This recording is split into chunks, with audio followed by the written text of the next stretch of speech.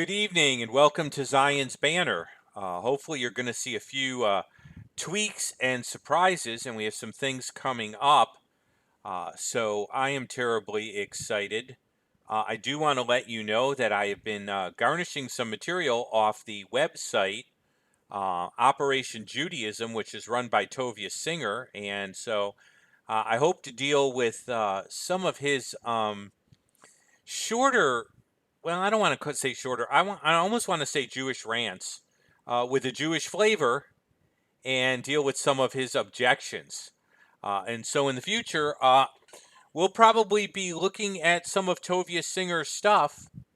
Um, he actually wants to convert you back to Judaism. So it'll be kind of fun to look at some of those things. And we have a few other announcements. I do want to say a quick hi. So I'm going to do that. I love it when folks here are here. And so, wow. And you guys are so punctual. This is like great. And so I'm excited. Get those out there. And hey, we've got some exciting stuff going on, but I did want to tell you, I think one of you has had run-ins with Tovia Singer's material. So it'll be fun to look at some of that stuff together. Let me tell you about our big countdown. We have been encouraged, and I thank you for the encouragement to actually go on Patreon. And so we are planning our big Patreon launch. And so you'll see that come up on the screen. But we are planning for the day after First Fridays. First Fridays is a time that I go out and I do some evangelism. And so we are planning the 6th of September to be the Patreon launch. And we're working on getting things together and me getting it kind of the way I want it. There'll probably be changes along the way.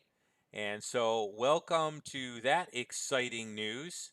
And so you can go ahead and that will be posted, the link to the Patreon, and we will have that all hooked up. And so that's where we're going. And I will be looking for your feedback, and we'll have a way to do that. But I'll be very interested in seeing how that all goes.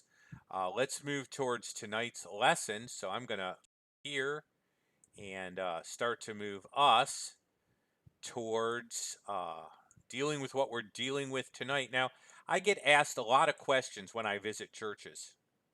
Uh, in fact, I often get asked why Jewish people don't necessarily think about things quite the way that we think about things. As far as like normal Christian theology, Judaism has different categories and different ways of looking at things. And so I thought I might take some of those areas of doctrine and actually go ahead and start to deal with them and look at them and look at some of the different ways that Judaism looks at some of the doctrines that you might take for granted um, as normative to Christian thinking. And what I'm going to be dealing with is what I call traditional Judaism. Now, I have to let you in on a few secrets here. The old joke is 3 Jews, 4 opinions.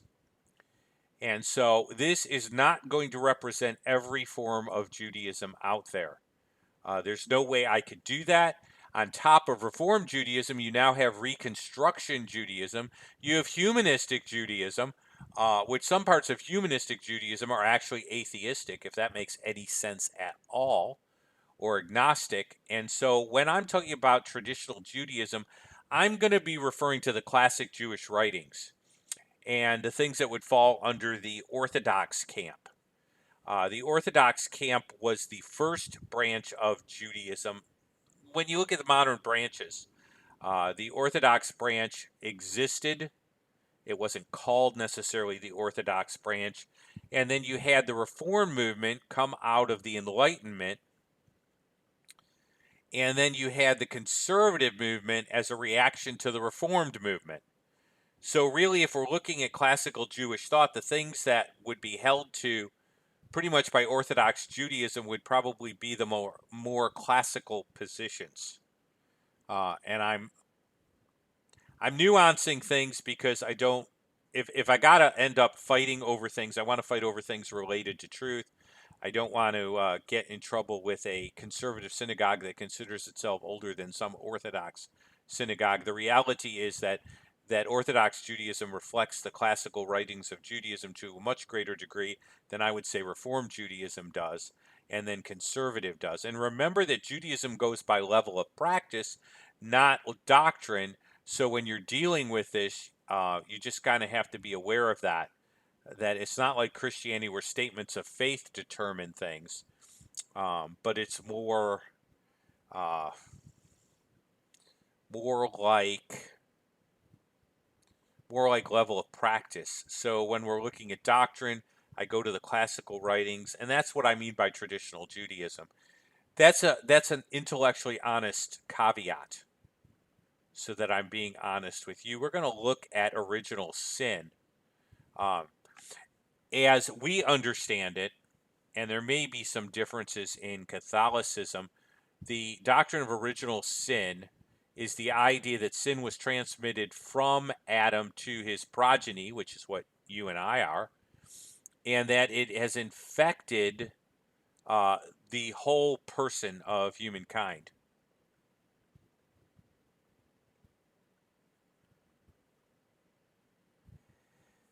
I can see that I'm kind of running at the same time as Brother Vocab, so hopefully, you know, you don't have to pick and choose. You can view it later. But this is one time when I didn't know how long vocab was going, and we just occasionally we cross paths. So that's where we are tonight. Um, Traditional Judaism does not teach the simple idea of the doctrine that human beings are tainted the way you and I would understand that from Christian doctrine. Now, what I mean by Christian doctrine is doctrine as exists within normative, traditional, orthodox Christianity. Orthodox not referring to Russian Orthodox, but referring to the right understanding of the faith. Do understand that there was a time when Christianity was really a part of the Judaism of the day. But we're talking about rabbinical Judaism, so there's development that occurred since then. Um, and so that's one of the problems you face with Jewish people is that when you use the category of original sin or you talk about being born sinners, it doesn't make a lot of sense. Now, or sin nature per se, we're going to talk about terminology that does work, that is part of Judaism and the transmission of sin in Jewish thought. But you have to understand that that was very confusing for me as a Jewish kid to say that I was a sinner from birth. I don't remember doing anything in my mother's womb, and that sort of doctrine and language didn't make a lot of sense to me. So I'm helping you understand that the Jewish person, uh,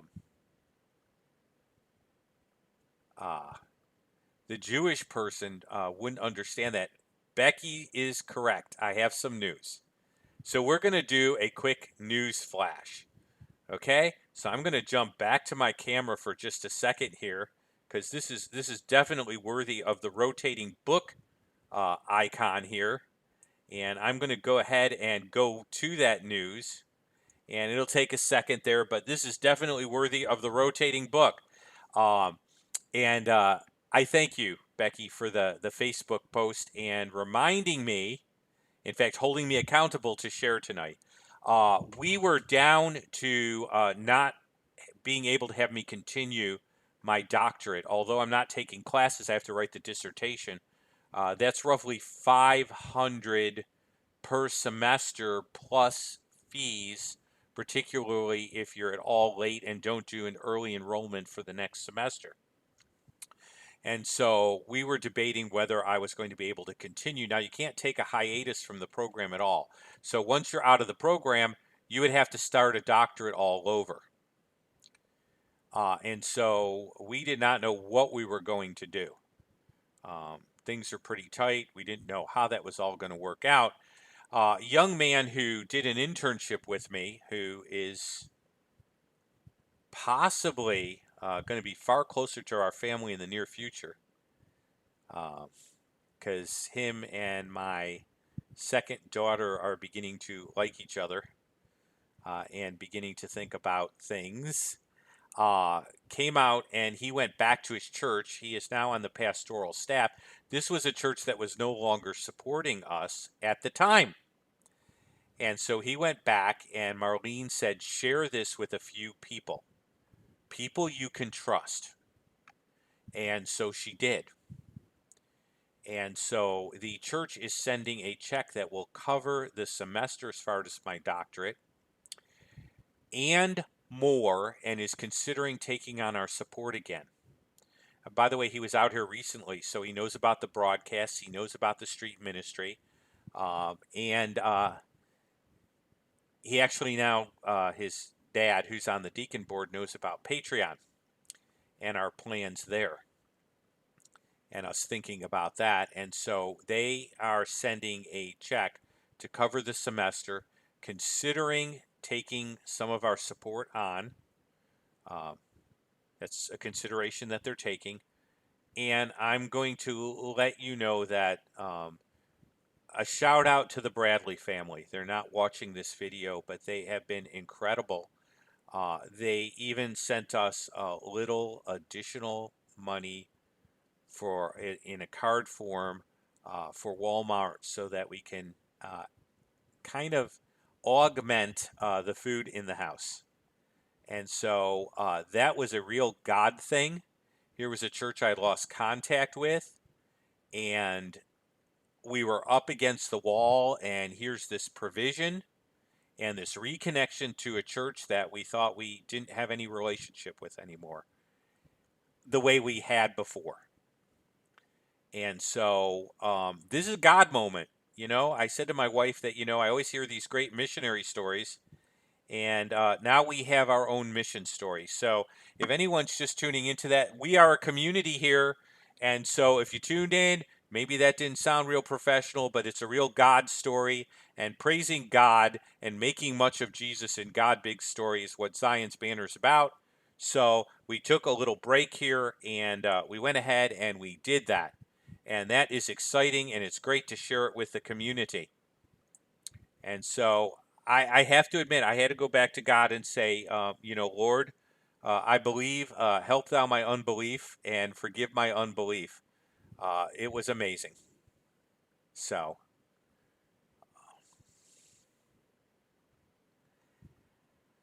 we're going to get back to things, but I appreciate the compliments, not the compliments, the comments I'm seeing. They're God compliments. He did it. But the comments I'm seeing, which are encouraging and a real blessing. So you can call that a community praise. And we really should share those. I don't know how YouTube feels about it, but I know how I feel about it. So we're going to go back to tonight's lesson, and we're going to get back into that. But do understand that for me, sin was a transgression of the law, and I didn't have any real concept of a sin nature. I didn't know why I'd have a sin nature. And so Rabbinical Judaism doesn't look at people that way. Rabbinical Judaism looks at people as neutral or a blank slate. So how does Judaism deal with impulses? Obviously, people are tempted and they do evil things, right? Well, rabbinical doctrine has the idea of two impulses. The Yasser Chai, that's the inclination for life, or Chai means life, and then the evil impulse or inclination, which is called the Yasser Ra. So as Judaism had to deal with this, as developed, there was a parting of the ways between Messianic belief and rabbinical Judaism. This doctrine is really kind of the way that Judaism looks at it. So there is language to discuss an inclination in man towards evil, but not in terms of original sin.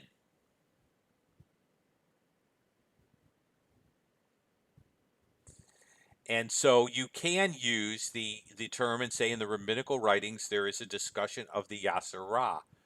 By the way, you do need to understand that the Yasser Ra, the rabbis have a real problem with explaining why there would be an evil impulse. The fall is not looked at the same way. We're going to discuss the transmission of sin, which does occur in Jewish thought, but the idea that we all fell in Adam has to be explained with different terminology. Federal headship would not be the way to go about it. In case you wonder what that means, it means Adam was the head of our household. He was the daddy of all human beings as far as procreatively. Uh, and so when Adam fell, he had children in his own likeness. Adam and Eve fell. And so we, being in the likeness of Adam, inherit Adam's nature, which is now fallen. And so, since he was our federal head and represented us when he sinned as the dad of the house, we all, as a household, uh, ended up being involved in that sin. Now, that's a federal headship view. It's one that you'll find a lot.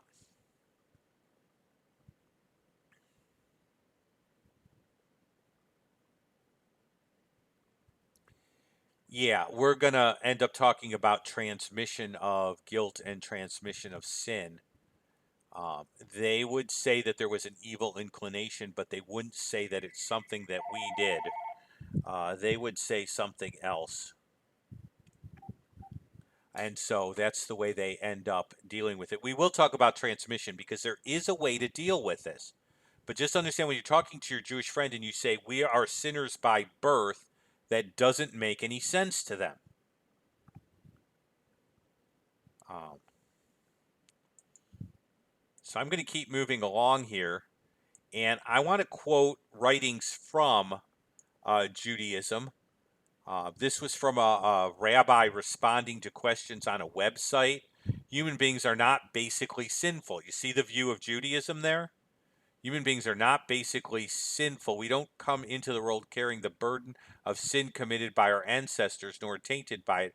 Rather, sin chet is the result of our human inclinations, the yasser. So instead of actual sin being passed, okay, he's arguing that this inclination is passed, but we don't bear the burden of their sin, which must be properly channeled. Chet means something that goes astray. It actually means to miss the mark, right? The term is used in archery to indicate that an arrow has missed its target. The concept of sin suggests a straying from correct ways, from what is good and straight. Can human beings be absolved of their failure and rid themselves of guilt? The ideology of Yom Kippur answers yes. So this is a rabbi responding.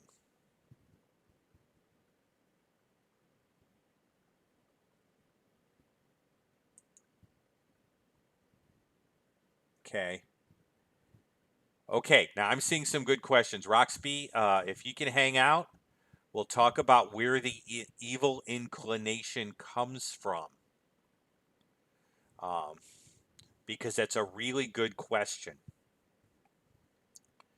So, but I do want to talk about transmission because does Judaism allow for the transmission of sin in a way that allows that sin from a previous generation can affect other generations or other people? Kind of like sin can be transmitted, caught. Okay? This when we talk about sin as a disease that has infected all of humankind. Let's use like C.S. Lewis terms. Is there room in rabbinical thinking that sin infects from generation to generation? Okay. So let's talk about that a little bit. I will in a second. I do want to give you the site I got it. That was My Jewish Learning. The particular article was done by Rabbi Dr. Ravane Hammer. So, I'm not out of turn. Okay. They do talk about the attribute of justice and mercy. Interestingly enough, they believe that the attribute of God's mercy is the dominant mode of God's activity. I would agree with them. Okay. And so they talk about this, that God gives men opportunity to repent and thus rid themselves of the evil inclination. See, there's a constant talk about this Yasser Ra, but there's not this talk about original sin or a sin nature. So the terminology is a little different here. Okay? Is there room for the idea of inherent sin in humankind, or that sin can be transmitted?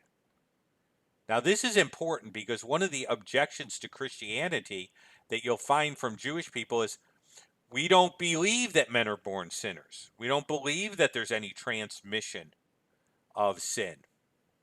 Okay? But there is room in rabbinical thinking for this sort of thinking, and Dr. Brown does a good job of discussing this. He accesses Every Man's Talmud. If you want a good introductory book to main teaching of the Talmud, as it relates to some doctrinal categories like man, God, sin, the future destiny of humankind or the world, Every Man's Talmud is really good. So there is room for the idea of inherent sin in traditional Judaism, providing it deals with burden and consequences, not that humans inherit sin in the way that Abba, that's Father, speaking of God as Father, absolves them of moral responsibility. Now, that's very important because what we're going to see is the concern of the rabbinical writings is going to center around this moral responsibility issue, and it explains why they had some problems with it. Let me quote from a parsha of the Talmud, Tanit 68c. It, sin, was the direct cause of the death, which is the fate of every creature. In the same way, the rabbis believe that the sin of the golden calf left its taint and affected the destinies of mankind ever since. There is no generation which does not have an ounce, which is not an ounce from the sin of the golden calf. There is not an ounce of the sin of the golden calf. So what they're saying there is that, look, there is room for the transmission of sin. The rabbis even say that there's no generation of humankind since the golden calf that is not tainted by the sin of the golden calf. So there is room for that. So if a Jewish person says, look, there is no belief in Judaism that sin is ever passed down or that the taint of sin is ever passed down, that would not be true.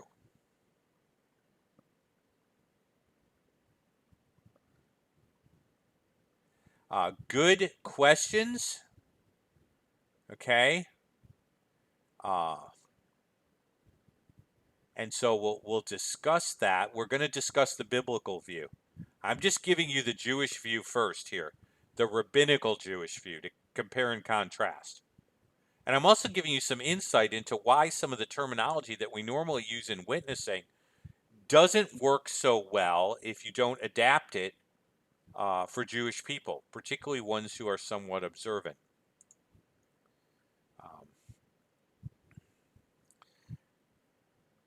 Cohn states, now this is Michael Brown quoting A. Cohn. Cohn states that according to the Talmudic rabbis, man may be burdened by the consequences of the wrongdoing of his forefathers. Now, there's a really cool concept in Judaism that's not in the slides called the merits of the fathers. I like to argue from the merits of the fathers to the imputation of sin. There's no doctrine that's worded the way we have imputation of sin. So I may end up drafting a program at some point that deals with the imputation of sin and the merits of the fathers as a bridge, and discuss the doctrine of the merits of the fathers in Judaism. Because I argued, even when I was in the Feinberg program, that the merits of the fathers provide an excellent bridge for introducing Jewish people or building a connection for Jewish people to the inheritance of sin from Adam, or what I'd call imputation of sin. Okay? So I'm not ignoring the questions about Abel and Cain. I'm just choosing to deal with them during the question section, okay? Because that's kind of when the community gets together and we kind of, deal with the things that were hashed out. So if you were watching that, we've got our special community time where we talk about some things and good questions come up, and I could take those questions. And so hang around. Um, if you're just visiting, you'll get used to that. Okay. What's the big problem for the rabbis? Well, the problem for the rabbis is moral responsibility and obedience to the law. You have to understand that for Israel, I will take that. The merits of the fathers refers to the patriarchs. Okay. And so, yes, just I need to clarify the merits of the fathers are the merits of Abraham, Isaac, and Jacob.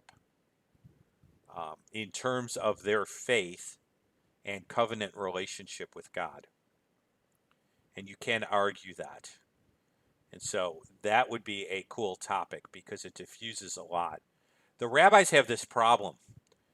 They know that if people sin, they can all end up in Babylon. So they're terribly worried about the loss of blessing for community, which means Torah adherence by each of the individuals in the community. In other words, the whole community needs to obey Torah, or the whole community can go to Babylon, so each person must be obeying Torah. But if I'm innately sinful, then I can't obey Torah, which means the community will end up being destroyed and lose covenant. So how do I deal with this? And so the rabbis have a terrible problem on their hands. Now, there are solutions to that, but their over concern about Torah obedience and they're picturing it as connected with the covenant between God and the community uh, is going to give them real problems. I mean, you would hear arguments like, well, wait a minute now. How could God command us to keep Torah if we have a sin nature? Was he not commanding us as Israel to keep Torah? Then what would be the purpose of him commanding us to keep something we can't keep? The answer is Torah contains the provision for not keeping the Torah and looks forward to one who would take care of the problem eternally. And so that's the short answer to a Jewish person that says, well, God wouldn't give us a law that I can't keep. Well, the answer is the reason you can't keep that law is not because you shouldn't keep that law or that law isn't good. The problem is you. And God understood human beings could not perfectly keep his law, so he created a provision in the law that looked to an ultimate provision that would come later.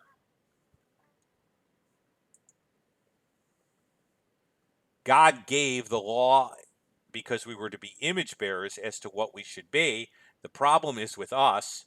The decision was made by us, represented. So, what about transmission? Well, transmission can be demonstrated through the rabbinical writings that say the sin of the golden calf tainted every generation in the world after it. The fact that future generations can be burdened by the sin of those who came before them. And so, yes, there is this reasoning.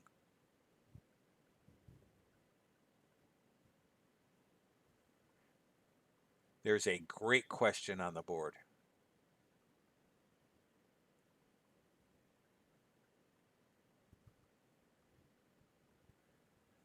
So, I'm going to leave that for right now. So, the other thing to deal with is human responsibility. Now, I'm going to call it free will in the sense that people make decisions. I know the problem with the term free will. Okay? My problem with having a problem with the term free will is I don't mean absolute free will. Okay? I mean limited free will. Now, only God has absolute free will. Man has limited free will and would anyway because he's a creature, but his limited free will is also limited by the nature the free will comes out of. The problem I have with human agency is that's kind of complicated, and you probably have to explain the word agency. Let's say free will is not perfect and unconditioned, but human beings do make a choice and they volitionally choose to do that. And God does not make those choices for them, apart from them. And so I'm going to use that term. By the way, that's the term Jews would use. Okay? Jews wouldn't say something like free agency. That would be like, which agency do you work for? And so Acone records material by Josephus. Now, free will and divine sovereignty was discussed by the Pharisees. In fact, they argued it quite a bit. They discussed about it. They argued about how it worked. Okay? When they say all things happen by faith, they do not take away from man the freedom of acting as they think fit. Sincere notion is that it pleased God to mix up the decrees of fate and man's will so man can act virtuously or viciously. Okay, now that's the way the Pharisees did it. Essentially, what the Pharisees said is, we're not going to solve this. You know, I kind of wish Christians would do the same thing. I had a guy tell me once, if you understand election, you don't understand election. And if you don't understand it, you're probably close. There has to be an air of mystery that is allowed.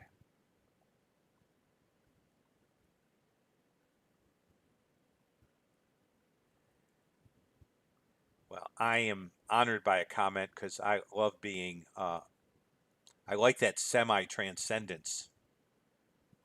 And I like Robbie. So the fact that we're thinking along the same lines says two things to me. It indicates that there's some good thinking going on, and that someone really good at this thought really good thoughts before I necessarily got them out there or thought them. So that is great. Um, vote 319, which is Perkei Avot. I like to think of it as the best of the Talmud. Everything is foreseen by God, yet freedom is given. Avot 319. That's what the Pharisees essentially did.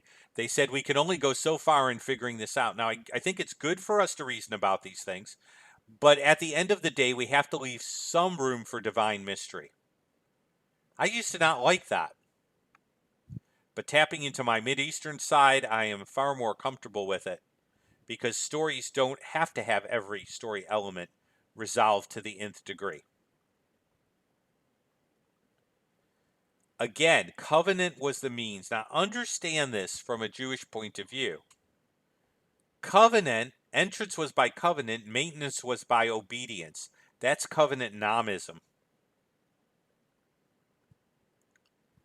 So you enter the community by way of election, by way of covenant. God set up a covenant.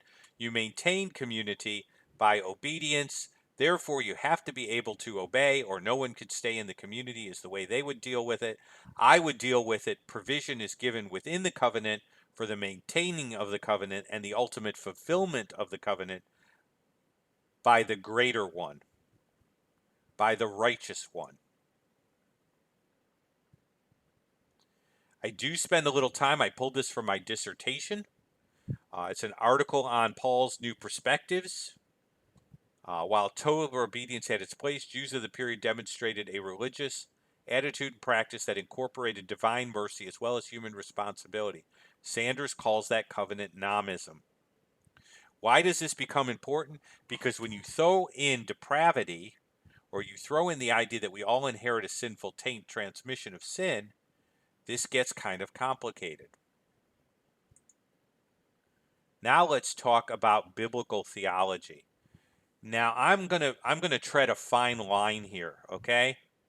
One of my dad's biggest complaints about Christianity was he said, "Look, you Christians think everybody is so horrible. How do you get up in the morning and deal with people?" I mean, Judaism has such a nicer view of human beings. We at least think that human beings have some value. Um, you know, you guys don't think people are worth anything. Look at that. That's what makes you like run to Jesus, is you think that people have no value at all. You think that everybody's as horrible as they can be, and you don't see any value in people, and you don't think anybody can do anything nice. Okay? And I want to clear this up because that's not what the New Testament teaches.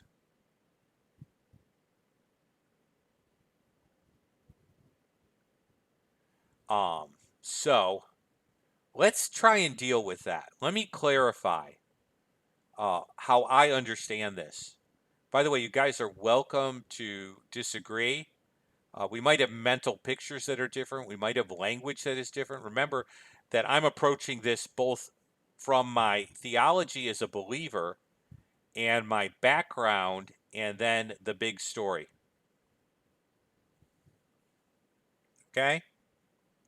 This is Dr. Michael Brown. Now, uh, Louis Goldberg has a great section in his book God, the Torah, and Messiah, which is his systematic theology. He was a professor at Moody, and he ran the Jewish Studies program. Brilliant man, and he has a whole section. And if you can get a hold of God, the Torah, and Messiah, it's a big, thick book. You're going to have one of the neatest systematic theologies with a Jewish perspective and sound Christian theology that you're ever going to find. So let me take this. You might say, how then do you explain the noble qualities? Why is it that we often resist temptation and actually improve ourselves morally? The answer is simple. We were created in God's image, and we have a divinely given conscience which seeks to move us away from evil in the direction of good. But the divine image within us has been contaminated, corrupted, and marred. Now, do you see what he's doing? He's heading off the Jewish person by saying, wait a minute, we don't think human beings are only bad. That's not what Christianity believes. We don't think that every human being is repulsive. We don't think that man is irredeemable and there's nothing left in man to be redeemed. That would be silly. We don't think that.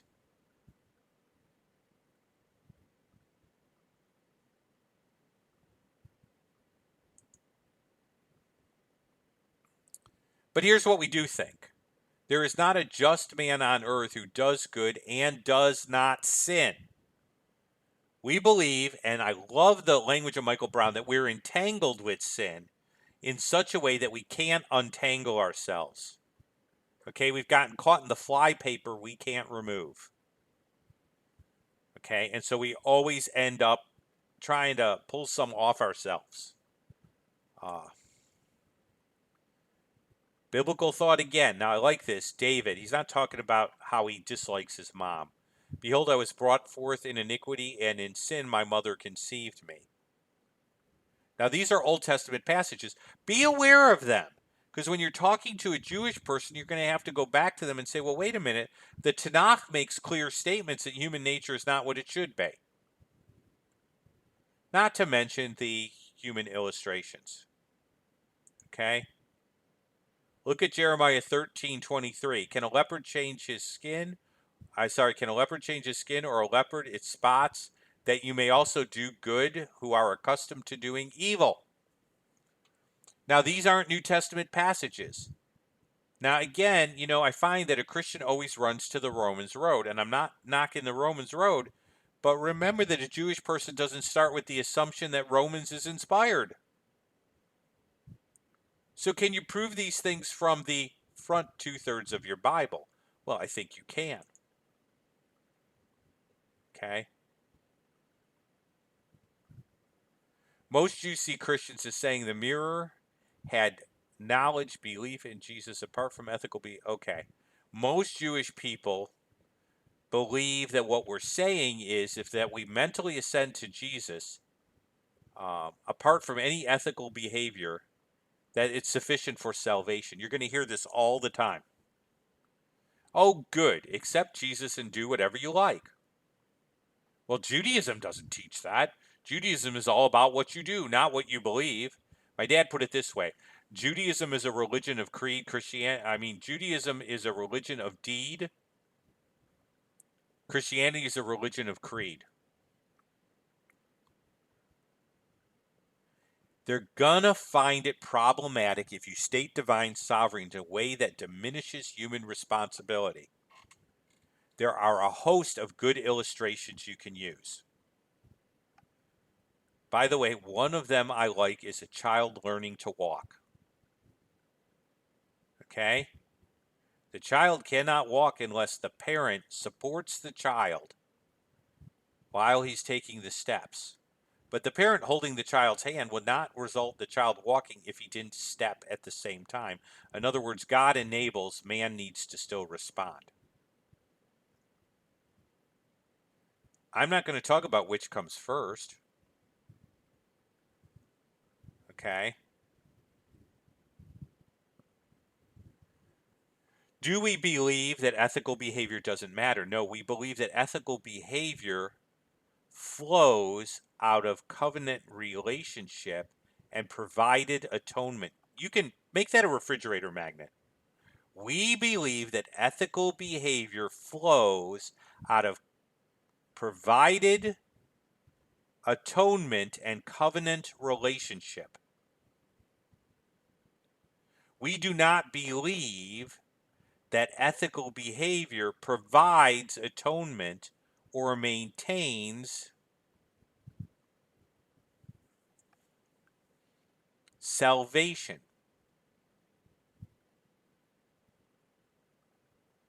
In other words, I'm not saved by my works. My works flow from my salvation.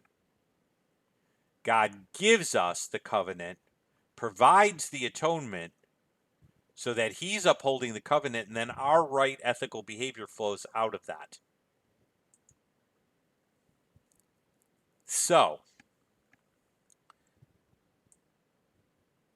I'm just kind of seeing where things are at. You should see another slide up in just a second. Okay, and we'll start winding things here. What can we get out of all this? Jewish people don't believe that we're innately sinful in the same way that you and I do. At best, Judaism only recognizes an evil inclination. We'll talk about, some people asked where that comes from. Okay, and that's Orthodox Judaism. When you get to Reform Judaism, man is basically good, or he has the divine spark. So that even gets removed as you move away from classical Jewish writings. And so more theologically liberal forms of Judaism further delete any idea of sinfulness in human beings. Okay? The Quran does teach double predestination, by the way. As opposed to that, being the general view in classic Jewish thought, Muhammad may have been more influenced. I'm sorry about the way it did it. It should be Paulinian, and it put Paul Indian. Boy, my dictation software can be pretty funny. Than he cares to admit. Interestingly enough, Muhammad appears on the scene 600 AD. The Paulinian epistles were written. Although Islam hates Paulinian thinking, who knows if Muhammad misunderstood something Paul was writing? Misunderstood a lot of other things. Okay? Any biblical theology of redemption must include human responsibility. If human responsibility is traded for divine sovereignty in any theological system, it is out of balance.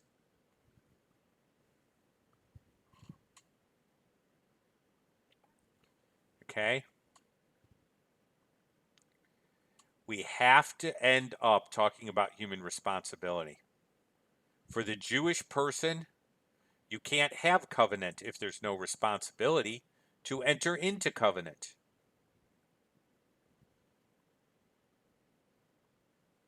So that is problematic.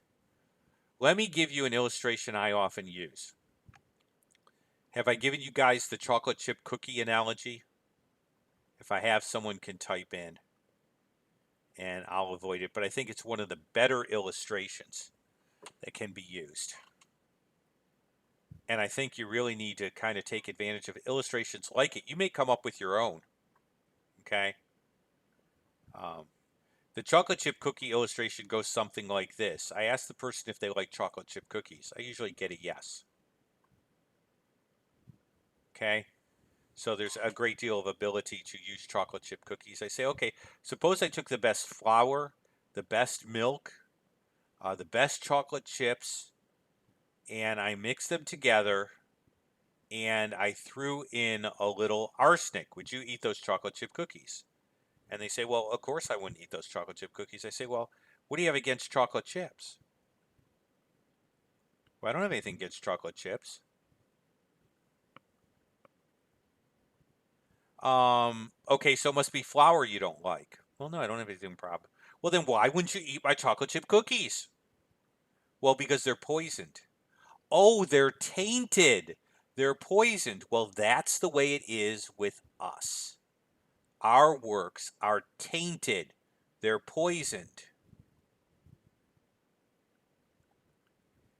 And so I'm not arguing about the flour. I'm not arguing about the milk. I'm not arguing about the chocolate chips. I'm not arguing about your sincerity. I'm not arguing about relative nice works. I'm not arguing about whether you attempted to do good and you have a conscience. I'm not arguing about whether you sincerely want to do good. What I'm arguing is you're tainted. The works are tainted. And God doesn't want your poisoned chocolate chip cookies.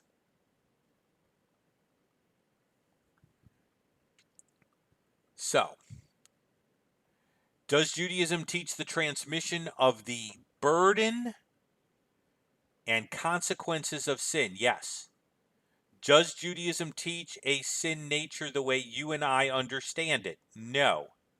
Does Judaism teach an evil inclination along with a good inclination? Yes. Is Judaism highly concerned with the keeping of forms and the law? Yes. Does Judaism expect there to be moral responsibility? Yes. And we don't have to give that up in our presentation of Christianity.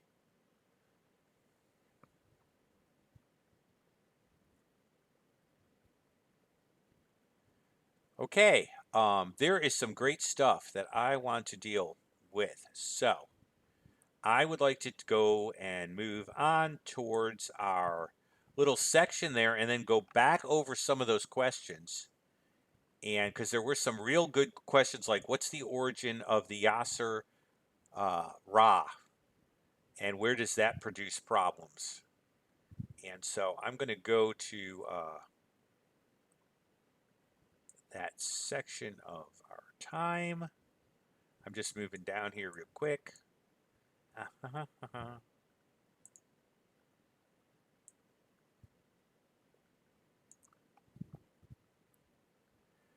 Okay, and I'm going to transition in there. Um, so, the origin of the Asura. Um, the rabbis say that the Yasser Ra has a good purpose. It's necessary for survival. It's like the Star Trek episode where it gets split into the evil Kirk and the good Kirk, and the good Kirk has trouble making decisions and has trouble being real definitive and taking immediate action and being Johnny on the spot. And then the good Kirk has the compassion and courage. And so Kirk gets split into two. But the argument, and it's interesting that Rodberry was Jewish, that's made, is that essentially the negative part of us is necessary for providing certain things that we need in order to survive, the survival instinct, self preservation, making decisions, force of will, things like that. So the rabbis say that God gave the Yasserah with the Yasser Chai so that mankind would survive. Now, the problem with that is that makes God the author of sin. And so that's a vulnerability in that position. Can God create an inclination in man that is contrary to his own character if God indeed meant man to be an image bearer? Okay? And so that's a real problem with that. I'm going back up. Um, Good. I'm glad I'm hitting objections that rabbis. Sacrificial system for Cain and Abel. Um, well, what I would say is that yes, you see the atonement principle in place after the fall, where God gave skins to Adam and Eve. Animals don't walk around without any skins to them, and so that's why that's there. By the way, I'm just checking something here. There we go. I'm sorry. I want to go back to that closing page because we're still talking. So that's where that comes in. So to answer that question, um, the Yasserah is given by God. And so that's, I'm sorry about that. Uh, there were a few other things here. The reference to Moses being told that the children of Israel will eventually sin and fall. God was indeed telling them that as a nation they would fail. They would fail to keep the law. And then directions are given that when they repent, God, being a merciful God, would indeed look upon them and restore them. Um, I don't think he set them up for failure. I think he understood the nature of God's law and the nature of man. I'm not going to get into a detailed argument about it. It just doesn't make a lot of sense to me the other way. I'd have to really think about that and figure out why he would sort of do that. So, and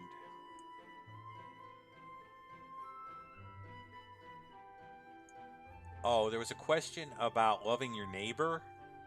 Um,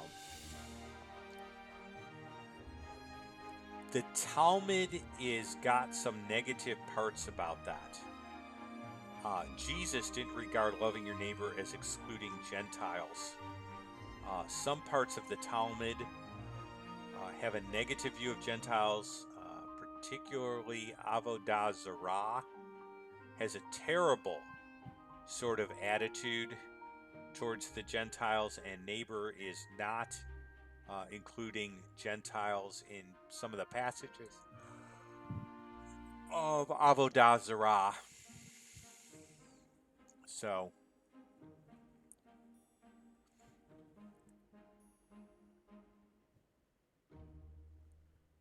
okay. Jeff, that can get real deep real quick, brother. Wait a minute.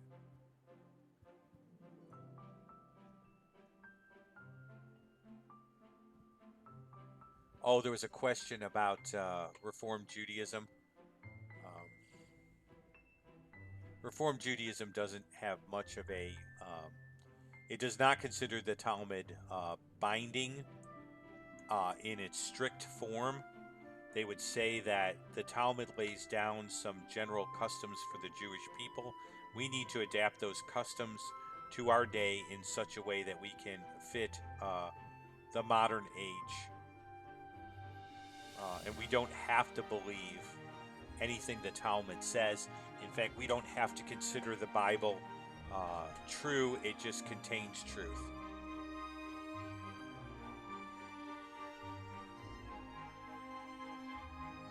So,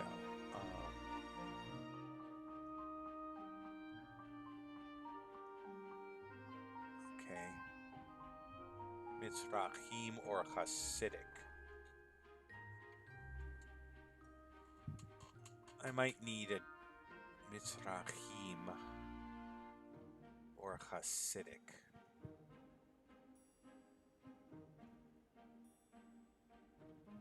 Actually, the Hasidics don't like to be called Hasidics.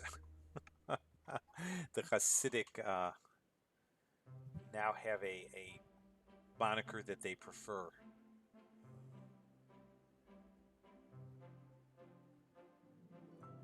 Yes, the Hasidics do follow. There's some comments about the Kabbalah.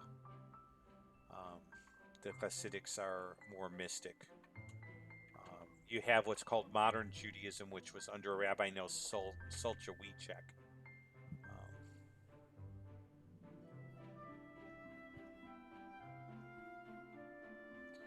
I'm having trouble reading one of these.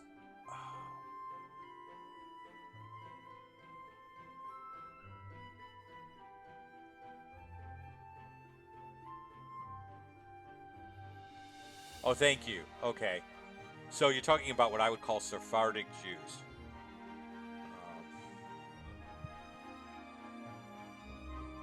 Okay.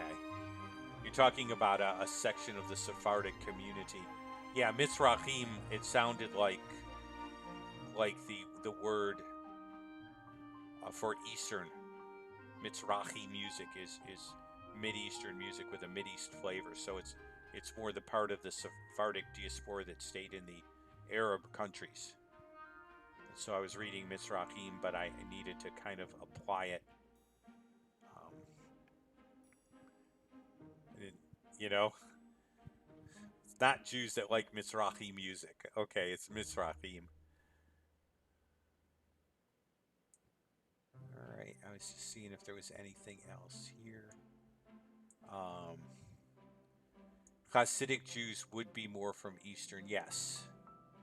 Yeah. Sabbatai Zvi ended up apostatizing, but yes. Isaac Luria is credited more with the Kabbalah.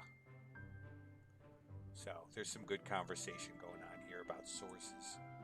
I just wanted to see if there were any other questions.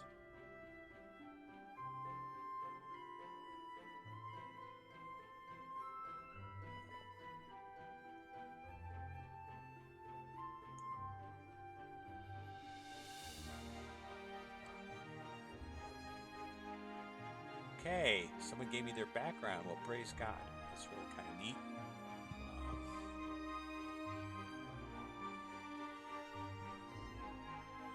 So, it's kind of neat.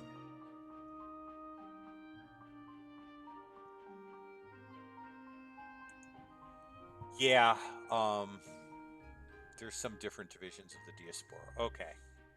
Um, it doesn't look like a lot of questions.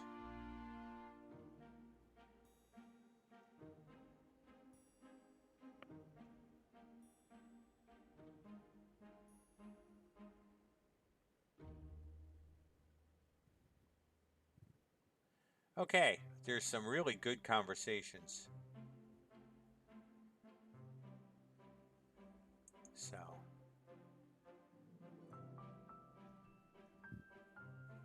wow, I'd like to learn more. Wow. I'm starting to maintain radio silence, but I was just looking through things real quick. I think at some point, I think the merits of the fathers would be a good place to go and show how you could use a light to heavy or heavy to light argument to get from the merits of the fathers to the demerits of Adam and kind of do that.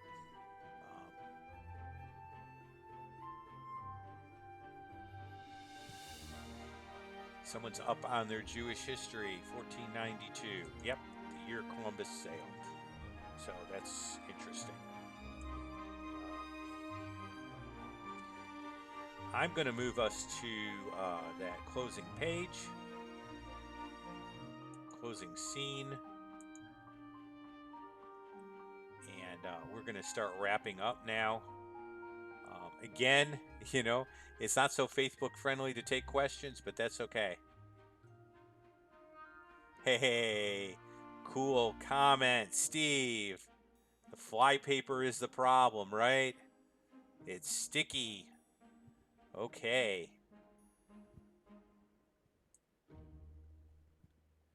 So as I said, we'll eventually be looking at some stuff. Oh, wait.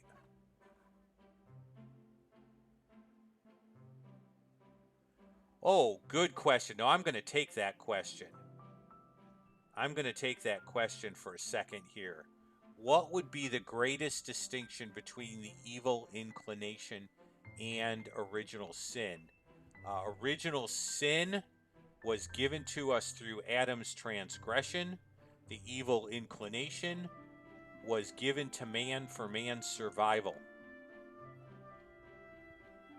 The evil inclination um, does not necessarily contaminate me in every way in such a way that I cannot, of my own strength, without grace, overcome it. Original sin requires the radical solution of God to help me not to be tainted by it anymore. In other words, in the case of original sin, it's a taint that must be removed. In the case of an evil inclination, it's an obstacle that must be overcome. So that's probably the best way I could summarize it. So thanks for that question. That is great. Well, I think that ends tonight. I hope you found it useful. I want to take a few things like that and look at how traditional Judaism looks at things different and how it uses language differently, and then craft where the bridges are, and then where things are different and how you can use the bridges. So that's where we're all at. Um, thank you for everyone that came out. Again, if I can get these out and let more people see them, that's great. And we are 9 days away, Lord willing, from the Patreon launch.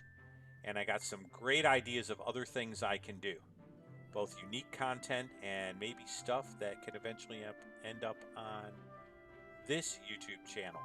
So, God bless. Thank you for rejoicing with me in the glorious working of God this week. And continue to pray that I will make good use of the time and get this done. And continue to get out there and talk to people. So I am signing off, but God bless. Let me say good night to all. I have to say all because you guys are great and you're all here. So